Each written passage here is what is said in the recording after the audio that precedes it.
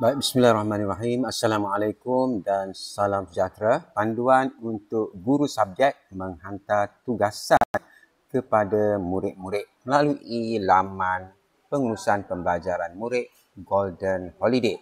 Okey, kita ada dua kuis iaitu yang pertama siri 1 dan siri 2. Okey, kita klik pada siri yang pertama terlebih dahulu. Kemudian kita boleh pilih subjek. Contohnya cikgu mengajar Bahasa Melayu tahun 1.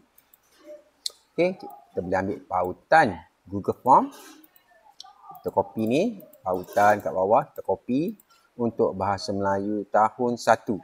Okey, kita akan masuk dalam Google Classroom, klik tambah dan create class.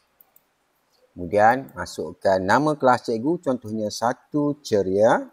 Contoh Okey, yang ni boleh masukkan nama cikgu, Cikgu Sarip.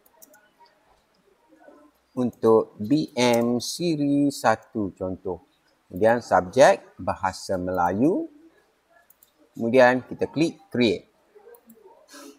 Okey, itu untuk kita wujudkan kelas, dan untuk wujudkan tugasan murid, kita klik pada, kalau kita masuk semula ni akan ada 1 ceria, Cikgu Sarip BM siri 1. Okey, kita klik semula, kita pergi bahagian class work. Klik. Kemudian kita kena create. Okey, kat sini banyak-banyak ni cari question. Klik pada question.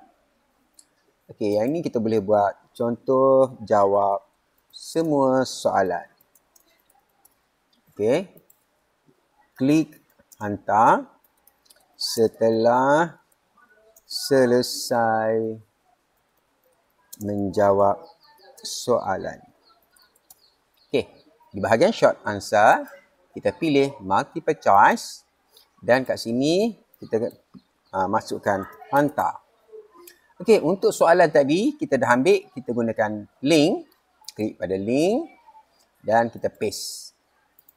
Yang kita paste ni daripada sini dah. Kita copy yang ni, kita paste dalam link dan kita klik add link. Okey, kemudian kita klik pada bahagian ask. Okey, seterusnya macam mana kita nak hantar kepada murid kita? Kita boleh gunakan QR code, class code kat sini. Boleh gunakan class code, hantar melalui WhatsApp kelas dan sebagainya, ataupun kita boleh hantar melalui pautan link. Yang ni. Kita copy dan hantar melalui WhatsApp dan sebagainya lah kepada murid. Ataupun di bahagian people, kita boleh masukkan di bahagian student, nama anak-anak murid kita. Di sini kita boleh masukkan contohnya Azian. Nanti dia akan ada dalam ni lah. Klik dan invite. Ada pelbagai cara lah untuk masukkan murid-murid kita atau menghantar tugasan kepada murid-murid kita. Okey, sekian. Assalamualaikum warahmatullahi wabarakatuh.